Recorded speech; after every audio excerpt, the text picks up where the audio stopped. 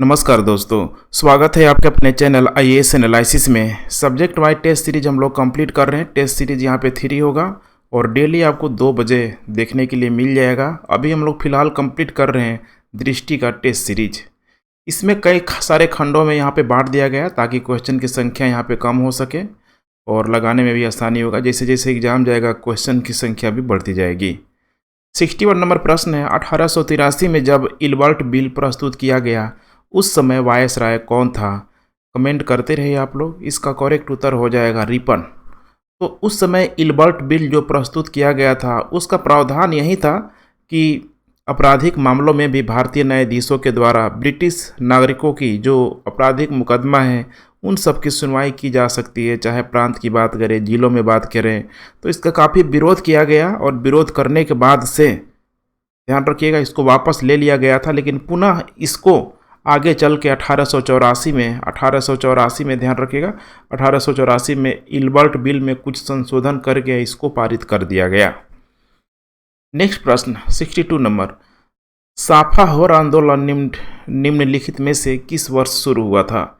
साफाहोर जो आंदोलन है इस ध्यान रखिएगा शुरू हुआ था 1868 ईस्वी में। एक्चुअली ये था क्या, तो ध्यान रखिएगा यहाँ पे एक जो जनजातीय जो नेता है भागीरथ माझी, नाम याद रखिएगा, भागीरथ माझी साफाहोर आंदोलन को जिसको खेरवार आंदोलन भी बोला जाता है। इन लोगों का मुख्य टारगेट यही था कि ईश्वर की अवधारणा को पूरी तरीके से बनाए रखना है, सामाजिक सुधार को बनाए रखना है। और ये जो भागीरथ माझी है ये संथाल वाले क्षेत्रों पे अपने आप को राजा भी घोषित कर दिया उसने, और एक अलग संथाल राज्य की मांग किया, जबकि वो सारा क्षेत्र अंग्रेजों के अंतर्गत था। तो उसी समय ये विद्रोह ध्यान रखिएगा भड़क गया और 1868 के आसपास अपने चरम लेवल पे आ गया। आगे चल के देखेंगे तो इनको गिरफ्तार कर लिया गया और फाइनली उनको मार भी दिया गया। 63 नंबर प्रश्न, भारत में सती प्रथा पर प्रतिबंध निम्नलिखित में से किस वर्ष लगाया गया है? बहुत आसान सा जवाब होगा 1829 में राजा राम मोहन राय के प्रयासों के द्वारा उस समय जो भारत का गवर्नर जो जनरल हुआ करता था विलियम बेंटिक, ध्यान रखिएगा विलियम बेंटिक के प्रयासों से राजा राम मोहन राय के सहयोग से, चूँकि इतने बड़े सती प्रथा को ख़त्म करने के लिए कानूनी रूप से यहाँ पे लागू करना जो ज़रूरी था, जो अंग्रेज़ों ने लागू किया गवर्नर जनरल विलियम बेंटिक के द्वारा यहाँ पे किया गया। उसके बाद से शुरू हो गया, चाहे वो सती प्रथा के साथ साथ बहु विवाह, बाल विवाह, कन्या भ्रूण हत्या जैसे बहुत सारे देखेंगे, तो जो भी कुरीतियाँ थी हमारे समाज में उस सब के लिए कानून बनाया गया। 64 नंबर प्रश्न, चोल प्रशासनिक प्रणाली की सबसे अद्वितीय विशेषता क्या थी? तो इसकी सबसे जो अद्वितीय विशेषता थी ग्रामीण स्वायत्ता, माने गाँवों को लेके चोलों का पूरे के पूरे भारतीय इतिहास में देखेंगे तो सबसे अधिक जो ग्रामीण जो स्वायत्ता है इन चोलों ने ही यहाँ पे दिया हुआ था। 3 स्तर पे वहाँ पे भी बटा हुआ था, सेंटर टाइप का था, स्टेट टाइप का था, सेंटर स्टेट, और तीसरा यहाँ पे हो जाएगा पंचायत टाइप का जो ग्रामीण स्वायत्ता। तो ग्रामीण स्वायत्ता में ध्यान रखिएगा पूरी तरीके से चोल प्रशासन का सबसे जो इम्पोर्टेंट रोल प्ले आपको करते हुए नजर आएगा। चोलों की अगर यहाँ पे बात किया जाए तो बिल्कुल ही कावेरी नदी के उपजाऊ वाला जो क्षेत्र था कोरोमंडल तट के पास था। उस समय इनकी राजधानी उरायूर हुआ करती थी। उरायूर जो कपड़ों के लिए बहुत ही फेमस था, ध्यान रखिएगा उरायूर। 65 नंबर प्रश्न, 1857 का विद्रोह शुरू हुआ था। 1857 का जो विद्रोह शुरू हुआ था बहुत ही आसान सा प्रश्न है। इसका करेक्ट उत्तर यहाँ पे हो जाएगा 10 मई को। ध्यान रखिएगा 10 मई को आपको ध्यान ही होगा मेरठ के छावनी से विद्रोह पूरी तरीके से शुरू हुआ, वहीं चर्बी वाले कारतूस को लेके, और पूरी तरीके से ये पूरे लगभग उत्तर भारत में फैलते चला गया। 66 नंबर प्रश्न, निम्नलिखित में से कौन सा व्यापार के लिए भारत आने वाले यूरोपियों का सही क्रम है? यूरोपियों को जो सही क्रम है इसका करेक्ट उत्तर हो जाएगा, सबसे पहले तो पुर्तगाली आए, देखिए यहाँ पे पुर्तगाली के बाद डच आया सब, उसके बाद अंग्रेज आया, उसके बाद फ्रांसीसी आया। तो पुर्तगाली देखिए सबसे पहले लगभग 1498 में वहीं कोरोमंडल जो तट है वहीं पे आया, और उस समय वहाँ का जो शासक था जमोरिन, उसने उन सब का स्वागत भी किया। और लाया कौन? तो लाया गया, ध्यान रखिएगा, जो एक गाइड के रूप में समझ सकते हैं, अब्दुल मजीद ने ही ठीक है, अब्दुल मजीद ने ही उसको यहाँ पे लाया हुआ था। ठीक है, तो उम्मीद है इतना आप लोगों को क्लियर हो गया होगा। और पुर्तगाली सबसे लास्ट में गया भी सब। ठीक है, लगभग ये 1961 में हम लोग देखेंगे तो सबसे लास्ट में ये सब जाएगा, जब अंतिम रूप से इनके क्षेत्रों को भारत सरकार के द्वारा अधिग्रहण कर लिया जाएगा। 67 नंबर प्रश्न, निम्नलिखित में से कौन नेहरू रिपोर्ट का मसौदा तैयार करने वाले समिति के सदस्य यहाँ पे नहीं थे? तो देखिए, इसमें अगर तेज बहादुर सप्रू को अगर इसमें इंक्लूड कर ले तो बाकी कोई इसमें सदस्य नहीं थे। तेज बहादुर सप्रू ही यहाँ पे नेहरू रिपोर्ट का मसौदा तैयार करने वाले में से एक थे। इसीलिए इसका करेक्ट उत्तर हो जाएगा मोर देन, ठीक है, 1 हो जाएगा, अर्थात ई हो जाएगा। ध्यान से आप लोग देखते चलिए। नेहरू रिपोर्ट में क्या था, तो इसमें डोमिनियन स्टेट की यहाँ पे, ठीक है, डिमांड की गई थी। उसके अंतर्गत जैसे सार्वभौमिक वयस्क मत अधिकार हो गया, महिलाओं के लिए समान अधिकार हो गया, ऐसे कुछ बड़े बड़े फंडामेंटल राइट जैसे चीज़ों को इसमें शामिल किया गया था इस नेहरू रिपोर्ट के अंतर्गत। नेक्स्ट, मौर्य काल में सीता शब्द का क्या अर्थ है? तो सीता शब्द का जो अर्थ है यहाँ पे राजकीय भूमि से, ध्यान रखिएगा, राजकीय भूमि से राजस्व एकत्रित करने वाला इसमें एक अधिकारी होता था और पूरी तरीके से भूमि के रख रखाव के लिए वही उत्तरदायी जो होता था, जो भी यहाँ पे अधिकारी, जो भी व्यक्ति होता था। 69 नंबर प्रश्न, जेम्स ऑगस्टस हिक्की नामक एक आयरिश व्यक्ति द्वारा भारत में शुरू किया गया पहला समाचार पत्र क्या था? बड़ा ही इंपॉर्टेंट सवाल है, आप लोग इसे ध्यान से देखते चलिए। तो उसका नाम था यहाँ पे बंगाल गजट। ध्यान रखिएगा, बंगाल गजट 1780 में इसको शुरू किया गया था। 1780 में यहाँ पे विश्व भर में स्वतंत्र विचार एवं अभिव्यक्ति की स्वतंत्रता के रूप में यहाँ पे जेम्स ऑगस्टस हिक्की नामक एक आयरिश व्यक्ति ने, ध्यान रखिएगा, बंगाल गजट नामक भारत में पहला यहाँ पे समाचार पत्र प्रकाशित किया था। उस समय ये लगभग 4 पेजों का होता था, जिसका मूल्य यहाँ पे 1 रुपये होता था। ऐसे भी प्रश्न पूछे जाते हैं। 70 नेक्स्ट, निम्नलिखित में से कौन सा युग में सही सुमेलित यहाँ पे नहीं है? कह रहा है कि सही सुमेलित यहाँ पे नहीं है। तो आदि देखिए, ब्रह्मा समाज यहाँ पे कह रहा है कि देवेंद्र नाथ टैगोर, बिल्कुल यहाँ पे सही है। दूसरा है सर्वेंट ऑफ इंडियन यहाँ पे सोसाइटी, इसकी स्थापना एम जी रनारे नहीं बल्कि गोपाल कृष्ण गोखले के द्वारा किया गया था। तत्वबोधिनी सभा है, तत्वबोधिनी जो सभा है केशव चंद्र सेन के द्वारा नहीं किया गया था, इसकी जो, ठीक है, देवेंद्रनाथ, ध्यान रखिएगा, देवेंद्रनाथ टैगोर के द्वारा। सत्यशोधक जो समाज था ज्योतिबा फूले के द्वारा किया गया था। तो इसीलिए आप देख पा रहे हैं 2 विकल्प यहाँ पे, ठीक है, सिर्फ और सिर्फ यही सही है। करा कोई कौन सुमेलित नहीं है? तो बी, सी और डी तीनों ही सुमेलित नहीं है। करेक्ट उत्तर हो जाएगा यहाँ पे ई। 71 नंबर प्रश्न, निम्नलिखित में से किस राज्य में रामोसी कृषक जत्था का गठन किया गया था? रामोसी कृषक जत्था का गठन किया गया था, इसका करेक्ट उत्तर हो जाएगा यहाँ पे महाराष्ट्र। ध्यान रखिएगा, महाराष्ट्र में किया गया था उस समय, ठीक है। महाराष्ट्र में जो किया गया था वासुदेव बलवंत फड़के द्वारा, ठीक है, बलवंत फड़के द्वारा किया गया था। एक्चुअली इसमें था क्या, तो देखिए, रामोसी जनजाति लोग थे यहाँ पे, रामोसी ट्राइब लोग थे। इनको एक साथ इकट्ठा करने के लिए, सेना में तब्दील करने के लिए, ठीक है, इस तरह का, ठीक है, रामोसी कृषक जत्था का पूरी तरीके से मार्ग प्रशस्त किया गया था। इसी के वजह में देखेंगे तो आगे चल के इस बलवंत राय फड़के को गिरफ्तार कर लिया जाएगा और आजीवन कारावास की इनको सजा भी सुना दी जाएगी। 72 नंबर प्रश्न, निम्नलिखित में से किसने राज तरंगड़ी नामक पुस्तक की रचना की? ये तो इसका उत्तर जनरली सबको आता ही होगा आप लोगों को। राज तरंगड़ी की जो स्थापना किया गया था, ध्यान रखिएगा, कल्हड़ के द्वारा कश्मीरी ब्राह्मण कल्हड़ के द्वारा ही राज तरंगड़ी, ठीक है, आप कह सकते हैं कि किया गया। सबसे इसकी खासियत है कि लगभग 19वीं शताब्दी के पहले अगर देखा जाए तो जो अंग्रेज लोग ब्लेम करता था कि भारत के लोगों को इतिहास लिखना नहीं आता था, कल्हड़ ने, देखिए, उसी समय लगभग 12वीं शताब्दी के आसपास के, ठीक है, समय में ही देखेंगे तो अपनी पूरी तरीके से इस राज तरंगड़ी में बहुत सारी बातों को, एक इतिहास के टाइप का आप समझ सकते हैं, सारी बातों को इसमें बताया गया है। बहुत सारे शासकों का जिक्र है। कश्मीर के बारे में बहुत आप अच्छी जानकारी इससे प्राप्त कर सकते हैं। 73 नंबर प्रश्न, राजा राम मोहन राय के विषय में कौन सा कथन सही नहीं है? अब कह रहा है कि कौन सा कथन यहाँ पे सही नहीं है। इसका करेक्ट उत्तर हो जाएगा, देखिए यहाँ पे इसका करेक्ट उत्तर हो जाएगा डी, इनकी मृत्यु हैजा से हुई थी, जबकि इनकी मृत्यु हैजा से नहीं हुई थी बल्कि मेनिंजाइटिस, ठीक है, मस्तिष्क ज्वार से हुई थी।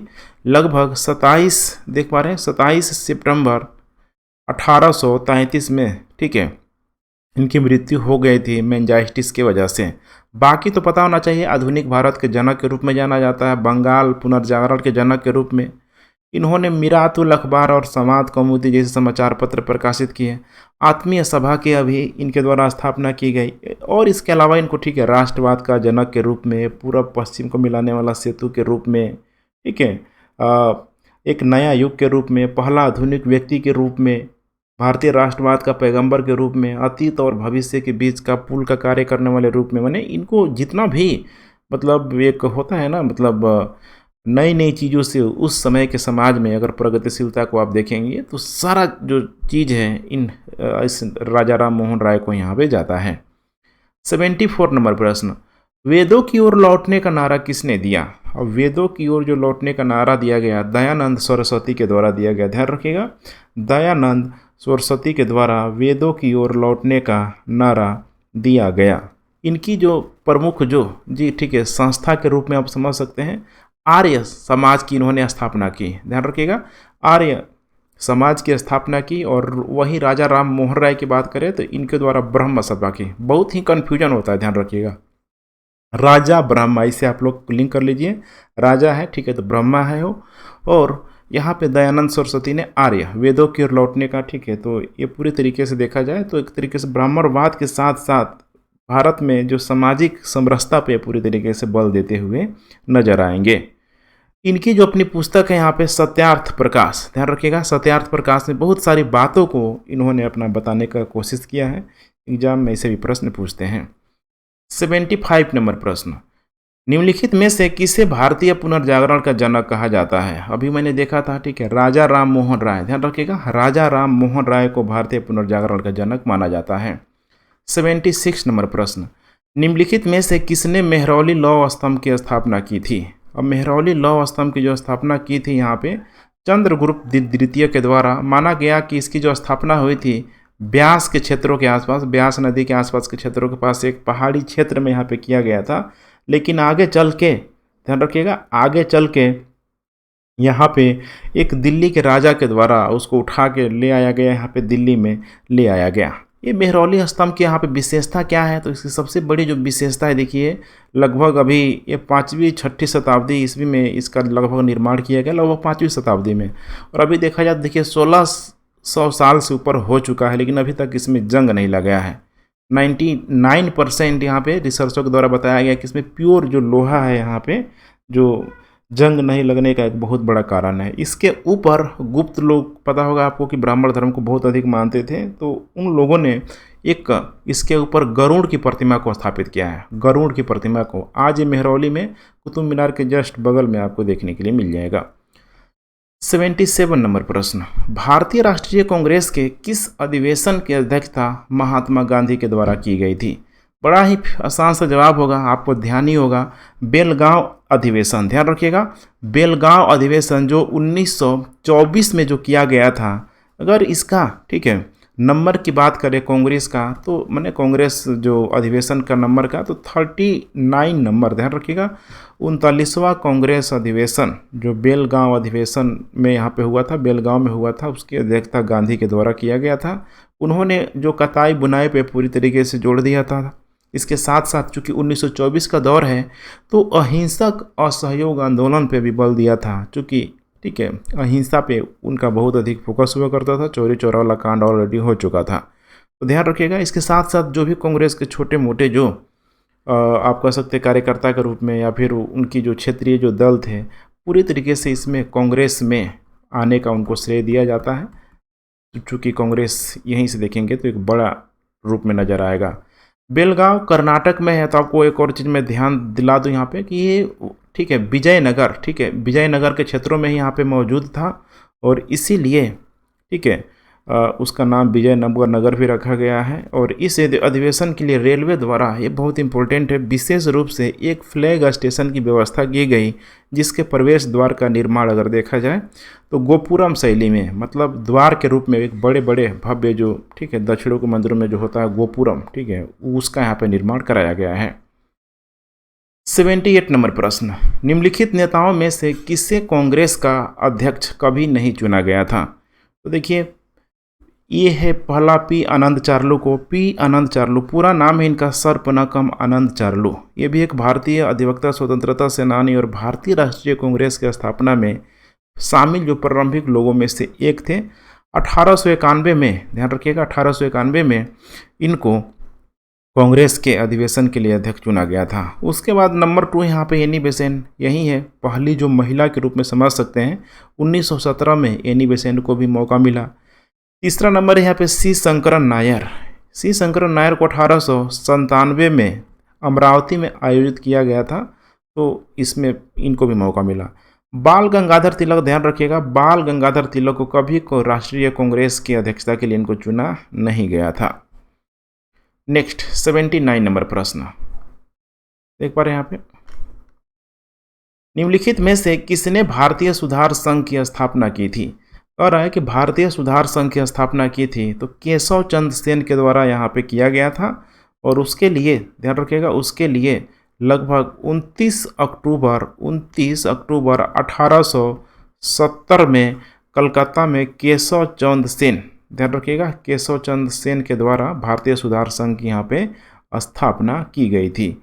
ये पूरी तरीके से देखा जाए तो बाल विवाह के विरुद्ध जनमत तैयार करने के लिए, महिलाओं की सामाजिक स्थिति को सुदृढ़ करने के लिए, ठीक है, ऐसे बहुत सारे जो सामाजिक कुरीतियाँ थी उसको खत्म करने का प्रयास किया गया था। नेक्स्ट, प्राचीन प्रसिद्ध व्यक्ति जीवक थे, बड़ा ही फेमस व्यक्ति जीवक एक चिकित्सक थे। ध्यान रखिएगा, चिकित्सक, लगभग वहीं 6ठी शताब्दी ईसा पूर्व के आसपास बिहार के क्षेत्रों में जो महाजनपद काल का जो दौर चल रहा था, वहीं पे मगध, ठीक है, महाजनपद की बात करें, मगध साम्राज्य की बात करें तो बिंबिसार का याद होगा आपको कि बिंबिसार का चिकित्सक के रूप में जीवक हुआ करता था, जो बौद्ध मत पूरी तरीके से अनुयायी था, ठीक है। वहीं जब आपको याद होगा, जब अवंती का शासक प्रगोत जब बीमार पड़ जाता है तो यहीं जीवक जाएगा और उसको बचा लेगा, तो ध्यान रखिएगा, ठीक है, बहुत फेमस व्यक्ति हैं यहाँ पे जीवक। नेक्स्ट, किस भारतीय नेता को अंग्रेजों द्वारा भारतीय अशांति का जनक कहा गया है? बड़ा आसान सा जवाब हो जाएगा, बाल गंगाधर तिलक। ध्यान रखिएगा, बाल गंगाधर तिलक को भारतीय अशांति का जनक कहा गया है, ठीक है। तो ध्यान रखिएगा, बाल गंगाधर तिलक को भारतीय अशांति का यहाँ पे जनक कहा गया है। किसने कहा है, ठीक है, तो ये भी आप लोग ध्यान रखिएगा, वैलेंटाइन सिरोल द्वारा बाल गंगाधर तिलक को भारतीय शांति का जनक कहा गया है। 1890 के आसपास ये जो तिलक थे भारतीय राष्ट्रीय कांग्रेस में शामिल हुए, लेकिन वही उस समय भारतीय राष्ट्रीय कांग्रेस में देखेंगे तो उदारवादी लोग थे जनरली, खासकर, ठीक है, दादा भाई नौरोजी टाइप के उदारवादी। ये गए तो पूरी तरीके से उग्र विचारधारा वाले हो गए और इन्होंने नारा भी दिया, स्वराज मेरा जन्म सिद्ध अधिकार है। और जब बंगाल का विभाजन होगा लगभग 1905 के आसपास, तो उग्रवादी विचारधाराओं के लोग आगे बढ़ाएंगे। 82 नंबर प्रश्न, निम्नलिखित में से किसने भारत में प्रसिद्ध भूदान आंदोलन शुरू किया था? तो सबसे पहले प्रसिद्ध देख पा रहे हैं यहाँ पे आचार्य विनोबा भावे के द्वारा यहाँ पे शुरू किया गया था। ये जब आज़ाद हो चुका था, भारत की स्वतंत्रता के पश्चात, और पहला जो भूदान आंदोलन, चूँकि उस समय ये आंध्र प्रदेश से ही बिलोंग करते थे, तो उस समय जो हुआ, ठीक है, 18 अप्रैल, डेट याद रखिएगा, 18 अप्रैल 1951 को वहीं आंध्र प्रदेश के वर्तमान में तेलंगाना के पोचमपल्ली गांव से इन्होंने शुरू किया। और सर्वप्रथम जो इनको जो भूदान जो किया एक जमींदार ने किया, जिनका नाम है रामचंद्र रेड्डी। रेड्डी वहाँ का सरनेम के रूप में समझ सकते हैं, बहुत ही आप कह सकते हैं कि वो लोग अमीर वर्ग के यहाँ पे लोग हैं। फ्रेंच ईस्ट इंडिया कंपनी का गठन किस वर्ष किया गया था? फ्रेंच ईस्ट इंडिया कंपनी का गठन किस वर्ष किया गया था? तो इसका जो गठन किया गया था 1664 में, वहीं जो लुई का शासक था, ठीक है, लुई जो उसका जो वित्त मंत्री कोलबर्ट के द्वारा इसका गठन किया गया था। जब ये लोग भारत में लोग आया, सब अंग्रेज सब भारत में आया, फ्रांसीसी सब भारत में आया, तो 1668 में अपना पहला जो कारखाना यहीं सूरत के क्षेत्रों में यहाँ पे बसाया। और दूसरा जो कारखाना मछलीपट्टनम, ठीक है, मछलीपट्टनम में से बसाया। 84 नंबर प्रश्न, निम्नलिखित में से कौन सी घटना बुद्ध के जीवन से संबंधित स्थलों के सही सुमेलित नहीं है? तो यहाँ पे देख पा रहे जन्म तो उनका लुम्बिनी में हुआ है, मृत्यु ठीक है कुशीनगर में हुआ है, तो मोर देन वन यहाँ पे ऐसे ही हो जाएगा, करेक्ट उत्तर हो जाएगा ई। 85 नंबर, 16 अक्टूबर 1905 को कौन सी ऐतिहासिक घटना घटित हुई थी? और 16 अक्टूबर 1905 को जो ऐतिहासिक घटना घटित हुई थी उस घटना का नाम है बंगाल विभाजन। ध्यान रखिएगा, बंगाल विभाजन। लेकिन इसका डिक्लेरेशन, इसका न्यू यहाँ पे डाल दिया गया था कर्जन के द्वारा 20 जुलाई 1905 को यहाँ पे डिक्लेयर कर दिया गया था। और तब जाके 16 अक्टूबर 1905 को बंगाल का पूरी तरीके से विभाजन हो गया 2 भागों में, पूर्वी बंगाल और दूसरा हो जाएगा पश्चिमी बंगाल, एक मुस्लिम मेजोरिटी के रूप में, एक हिंदू बहुल ठीक है आबादी के रूप में। और यहीं से आप लोग ध्यान रखिएगा, यहीं से मैंने बताया हुआ था कि इसी बंगाल विभाजन को लेके उग्रवादी विचारधाराओं को भी बल मिलना यहाँ पे शुरू हो गया। 86 नंबर प्रश्न, मॉन्टेग्यू चेम्सफोर्ड का वर्ष 1917 का प्रस्ताव संबंधित था, किससे संबंधित था? तो इसका ठीक है करेक्ट उत्तर यहाँ पे हो जाएगा, देखिए संवैधानिक सुधारों से हो जाएगा। ठीक है, करेक्ट उत्तर हो जाएगा इसका संवैधानिक सुधारों से, चूंकि 1917 में 20 अगस्त 1917 को प्रस्तावित ये किया गया था। और इसमें नाम आप लोग याद रखिएगा, उस समय देखिए 2 व्यक्तियों का नाम आएगा, एक तो भारत सचिव हो जाएगा, भारत जो सचिव था उस समय मॉन्टेग्यू, ध्यान रखिएगा मॉन्टेग्यू, ठीक है। और दूसरा यहाँ पे हो जाएगा यहाँ पे गवर्नर जनरल, ठीक है, गवर्नर जो जनरल था वो था यहाँ पे चेम्सफोर्ड, ध्यान रखिएगा चेम्सफोर्ड यहाँ पे था, या फिर गवर्नर वायसराय के रूप में इसे आप समझ सकते हैं। इसीलिए चूंकि मॉन्टेग्यू ने इसको पूरी तरीके से सेट किया था, जो भी इसमें संवैधानिक सुधार था, और ये गवर्नर था इसको इम्प्लीमेंट कर रहा था, तो दोनों का नाम हो गया मॉन्टेग्यू चेम्सफोर्ड। इसमें जेम्स सुधार, इसमें क्या किया गया था, तो प्रांतों को ठीक है 2 भागों में उसकी शक्तियों को बांटने का प्रयास किया गया था, एक आरक्षित था और दूसरा हस्तांतरित विषय था। जिसे आरक्षित के रूप में दीवानी आप कह सकते हैं, और हस्तांतरित के रूप में यहाँ पे कह सकते हैं कि जैसे ठीक है फौजदारी वगैरह। नेक्स्ट 87 नंबर प्रश्न, भारतीय राष्ट्रीय आंदोलन के निम्नलिखित क्रांतिकारियों में से किसने कहा था कि 1857 का विद्रोह पहला स्वतंत्रता संग्राम था? अब यहाँ पे जो व्यक्ति ने बोला है यहाँ पे विनायक दामोदर सावरकर ने, क्योंकि 1857 को ही विनायक दामोदर सावरकर के द्वारा इम्पोर्टेंस दिया जाता है।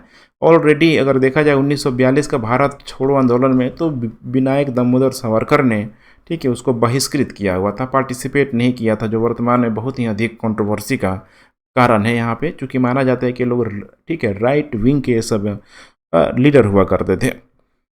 इन्होंने अपनी एक पुस्तक इनके द्वारा लिखा गया हिंदुत्व में, ठीक है हिंदुत्व में इन्होंने द्वि राष्ट्र का यहाँ पे खंडन किया है, जिसमें हिंदू और मुस्लिम को यहाँ पे 2 अलग अलग राष्ट्र या कौम बताया। ध्यान रखिएगा हिंदू और मुस्लिम को 2 अलग अलग माने एक ठीक है माने एक ही व्यक्ति यहाँ पे रह सकता है किसी एक राष्ट्र में।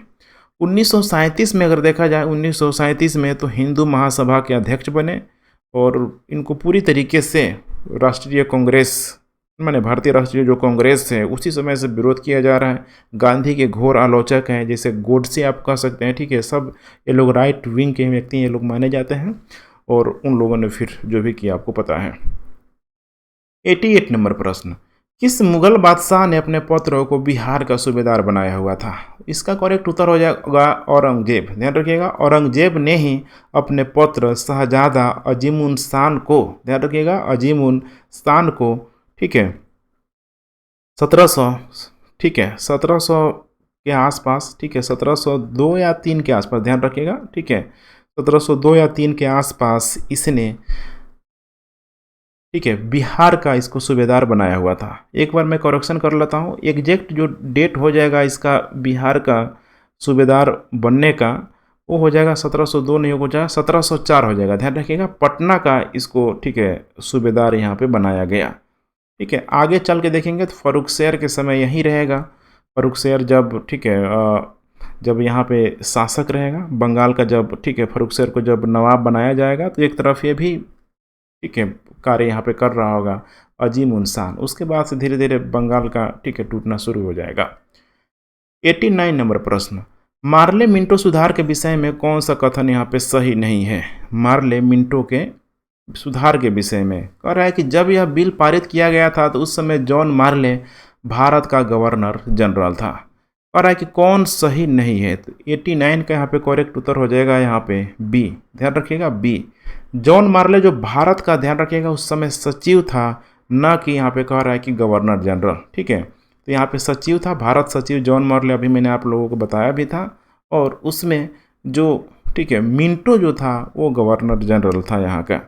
यहीं से माना जाता है 1900, ठीक है, मार्ले मिंटो सुधार को यहाँ पे माना जाता है कि लगभग यहीं से यहाँ पे शुरू हो जाएगा। वहीं सांप्रदायिक जो, ठीक है, प्रतिनिधित्व का यहाँ पे प्रावधान करना यहाँ पे शुरू कर देगा। पृथक निर्वाचन चुनाव प्रणाली के रूप में समझ सकते हैं, जो आगे चल के मोंटेग्यू चेम्सफोर्ड सुधार में उसको इम्प्लीमेंट कर दिया गया। 90 नंबर प्रश्न, भारतीय स्वतंत्रता संग्राम के दौरान घटित हुई निम्नलिखित घटनाओं का सही कालानुक्रम यहाँ पे क्या है? ये बड़ा प्रश्न पूछता है, इसे आप लोग ध्यान से देखते चलिए। सबसे पहला तो हो जाएगा चंपारण सत्याग्रह, हो जाएगा 1917 में।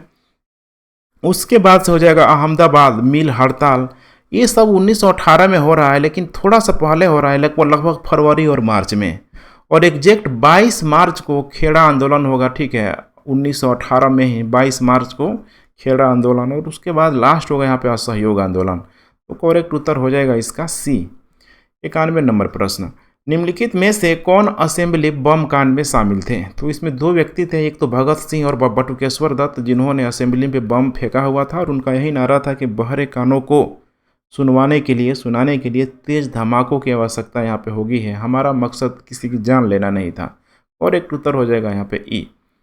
92 नंबर प्रश्न, अमुक्त्य माल्यद नामक महाकाव्य की रचना किसने की थी? आप लोग कमेंट करते चले, ठीक है, क्योंकि मैं तेज़ी से यहाँ पे निकलने चाह रहा हूँ और हर एक चीज़ का मैं देखिए विश्लेषण कर रहा हूँ, इसीलिए आप लोग, ठीक है, चैनल को सब्सक्राइब जरूर कीजिए। अमुक्त्य माल्यद नामक महाकाव्य की रचना किसने की थी? अमुक्त्य माल्यद नामक महाकाव्य की रचना कृष्णदेव राय के द्वारा यहाँ पे किया गया था। बहुत ही फेमस प्रश्न है, ध्यान रखिएगा। विजयनगर साम्राज्य के सबसे महत्वपूर्ण शासकों में से कृष्णदेव राय, जिसके दरबार में अष्ट दिग्गज लोग यहाँ पे रहते थे, जिसे एक तेनाली रामा भी हुआ करता था। ठीक है, तो इसे आप लोग ध्यान रखिएगा। 93 नंबर प्रश्न, थियोसॉफिकल सोसाइटी की स्थापना की गई थी। थियोसॉफिकल सोसाइटी की जो स्थापना की गई थी किसके द्वारा की गई थी? तो एक किया गया था मैडम ब्लावत्स्की और कर्नल अल्काट के द्वारा। सर्वप्रथम देखिए इसकी जो स्थापना किया गया था 1875 में, जैसे कि इसमें मैडम हेलेना ब्लावत्स्की है, कर्नल हेनरी स्टील अल्काट है, जो ऑलरेडी यहाँ पे दिया हुआ है। इसके अलावा कुछ और नाम है, जैसे कि विलियम क्वान जज और कुछ और भी व्यक्ति थे। कहाँ पे हुआ था इसकी स्थापना? तो ध्यान रखिएगा यूएसए में, संयुक्त राज्य अमेरिका में यहाँ पे किया गया था। आगे चल के 1875 में यहाँ पे है, 1879 में देखेंगे तो ये लोग भारत आएगा। ध्यान रखिएगा, भारत में ये लोग आएगा और मद्रास के समीप अड़यार में इसकी, ठीक है, इस सोसाइटी की स्थापना किया जाएगा। और आगे चल के फिर से देखेंगे तो 1888 में एनी बेसेंट ने इंग्लैंड में, ठीक है, इस सोसाइटी में शामिल हुई। अभी जब थियोसॉफिकल सोसाइटी में एनी बेसेंट शामिल हो जाएगी तो उसी के माध्यम से भारत आएगी और भारत में आके सभी धर्मों का तुलनात्मक, ठीक है, अध्ययन करेगी। सब, ठीक है, प्राचीन हिंदू धर्म को दुनिया में सबसे बड़ा आध्यात्मिक धर्म जो मानता था, ठीक है, कुछ इस टाइप का भाव आ जाएगा और फिर ये लोग कार्य करने लगेंगे। 94 नंबर प्रश्न, 1857 के विद्रोह के दमन के बाद ब्रिटिश सरकार द्वारा भारतीय सेना के पुनर्गठन के लिए किस आयोग का गठन किया गया था? बड़ा ही फेमस प्रश्न है और इतना ही सीखे, इसका सुंदर आसान यहाँ पे जवाब है।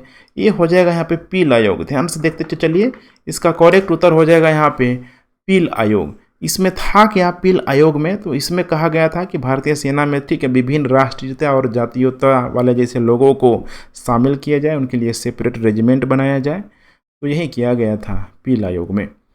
95 नंबर प्रश्न, दक्षिण अफ्रीका में अपने लंबे प्रवास के बाद महात्मा गांधी भारत वापस आए। ये भारत वापस कब आए? देखिए लगभग 21 वर्षों तक ये दक्षिण अफ्रीका रहे और 9 जनवरी, ये डेट याद रखिएगा, ठीक है, 9 जनवरी 1915 को ये भारत आए। भारत आने के 3 दिन बाद तक, ठीक है, बम्बई के रईस जो जहांगीर जो पेंटिल घर में यहाँ पे, ठीक है, बम्बई वासियों के द्वारा उनका भव्य स्वागत भी किया गया। तो जगह यहाँ याद रखिएगा, बम्बई के रईस जहांगीर, ठीक है, पेंटिंट के घर में यहाँ पे किया गया था। ठीक है। 96 नंबर प्रश्न, निम्नलिखित में से किस सिख गुरु ने आदि ग्रंथ का संकलन किया हुआ था? तो आदि, ठीक है, ग्रंथ का जो संकलन किया गया था, आपको ध्यान होना चाहिए, ठीक है, सिखों के 5वें गुरु के रूप में 1604 में गुरु अर्जुन देव के द्वारा, ध्यान रखिएगा, गुरु अर्जुन देव के द्वारा ही इसका संकलन किया गया था। इसी को प्रथम पुस्तक के रूप में माना जाता है। नेक्स्ट, निम्नलिखित में से किस नेता को गांधी जी ने अपना राजनीतिक गुरु माना हुआ था? ये तो बच्चे को पता है, गोपाल कृष्ण गोखले को, ध्यान रखिएगा, गोपाल कृष्ण गोखले को अपना राजनीतिक गुरु माना। और गुजराती भाषा में कभी कभी ये पूछ देता है, गुजराती भाषा में धर्मात्मा गोखले, ध्यान रखिएगा, धर्मात्मा गोखले भी यहाँ पे बोला जाता है। 98 नंबर प्रश्न, वर्नाकुलर प्रेस एक्ट बहुत ही फेमस है। वर्नाकुलर प्रेस एक्ट पारित किया गया, ये किस वर्ष यहाँ पे पारित किया गया था, क्या था? तो वर्नाकुलर जो प्रेस एक्ट जो पारित किया गया था वर्ष 1878 में पारित किया गया था। और उस, ठीक है, वायसराय का गवर्नर जनरल का जो नाम है लिटन नाम है, ध्यान रखिएगा, लिटन ने ही पारित किया हुआ था। और इसका प्रावधान बहुत खतरनाक था। इसके माध्यम से भारतीय प्रेस को नियंत्रित करने तथा प्रभावित ढंग से जो भी यहाँ के भारतीय जो क्रांतिकारियों को, ठीक है, कोई भी बातों को लोग छाप ना पाए अंग्रेजों के खिलाफ, मैंने बिना उनकी अनुमति से, ये फिल्टर प्रेस एक्ट था एक तरीके से कह सकते हैं आप। ठीक है, फिल्टर होने के बाद ही वो न्यूज में यहाँ पे छप सकता था। तो 1878 में इसको लाया गया। आगे चल के 1881 में, ठीक है, जब, ठीक है, आगे चल के, ठीक है, जब आएगा रिपन आएगा इसके जगह, रिपन, ध्यान रखिएगा, रिपन, ठीक है, 1881 में जब रिपन आएगा तो इस वर्नाकुलर प्रेस एक्ट को समाप्त कर देगा। तो लाया कौन? लिटन, और ख़त्म कौन किया? रिपन। बड़ा ही कन्फ्यूजन नाम हो जाता है। रिपन अच्छा व्यक्ति है, ठीक है, कुछ भारतीय संदर्भ में अच्छा काम करता है। 99 नंबर प्रश्न, कांग्रेस पतन के लिए लड़खड़ा रही है और जब तक मैं भारत में हूँ मेरी एक सबसे बड़ी अभिलाषा इसके शांतिपूर्ण विघटन में सहयोग करना है। यह कथन किसने कहा हुआ था? ये जो कथन जो कहा गया था, ठीक है, इसका करेक्ट उत्तर हो जाए कर्जन के द्वारा ही कहा गया था। जब ये चिट्ठी पत्री सब हो रहा था ब्रिटेन से, ब्रिटिश सेक्रेटरी ऑफ स्टेट में, ठीक है, लिखा गया जो पत्र था, ठीक है, उसी पत्र में अपनी भावनाओं को इसने जिक्र किया हुआ था। 100 नंबर प्रश्न, रॉलेट एक्ट पारित किया गया था। रॉलेट एक्ट यहाँ पे पारित कब किया गया था? तो ये किया गया था सेडिशन कमेटी के सिफारिश के आधार पर। करेक्ट उत्तर हो जाएगा 100 का ए। तो रॉलेट एक्ट को सर सिडनी रॉलेट एक्ट की अध्यक्षता में गठित सेडिशन कमेटी की सिफारिशों के आधार पर इसको पारित किया गया था। ठीक है, इसको रॉलेट एक्ट को क्या बोला जाता है आपको पता ही होना चाहिए। बिना, ठीक है, ट्रायल का बिना ट्रायल का न्यायाधीशों के द्वारा किसी भी व्यक्ति को यहाँ पे दोषी ठहराया जा सकता था। पुलिस, ठीक है, डायरेक्ट एक्शन यहाँ पे ले सकती है। तो बहुत खतरनाक कानून था भारतीय संदर्भ में अगर देखा जाए तो इस रॉलेट एक्ट को। तो ठीक है फ्रेंड्स, 100 क्वेश्चन हम लोगों ने देख लिया। अब धीरे धीरे हम लोग नंबर ऑफ क्वेश्चन बढ़ाते जाएंगे। आपको टेंशन नहीं लेना है। आप लोग वीडियो को अधिक से अधिक शेयर करें, मैक्सिमम लोगों तक पहुँचाएँ, और आपको पूरी की पूरी टेस्ट सीरीज यहाँ पे कंप्लीट कराई जाएगी। डेली याद रखिएगा, डेली 2 बजे टाइम के रिगार्डिंग अगर आपको कुछ फीडबैक देना होगा या फिर सुबह में या फिर शाम में, तो आप नीचे कमेंट कर सकते हैं, उसके अनुसार, ठीक है, हम लोग टाइम का भी एडजस्ट कर सकते हैं। बिल्कुल टेंशन नहीं लेना है। पूरी की पूरी जो टेस्ट सीरीज यहाँ पे कंप्लीट होगी। अभी लग रहा होगा कि स्लो है, ठीक है, मैं जानबूझ के स्लो कर रहा हूँ ताकि मैं आप लोगों के रिस्पॉन्स को देख रहा हूँ कि आप लोग क्या रिस्पॉन्स कर रहे हैं। जैसे जैसे आपका रिस्पॉन्स बढ़ते जाएगा, एक दिन में 2, 3, 4 टेस्ट हम लोग लगा सकते हैं। चलिए फ्रेंड्स, थैंक्स फॉर वॉचिंग। जय हिंद।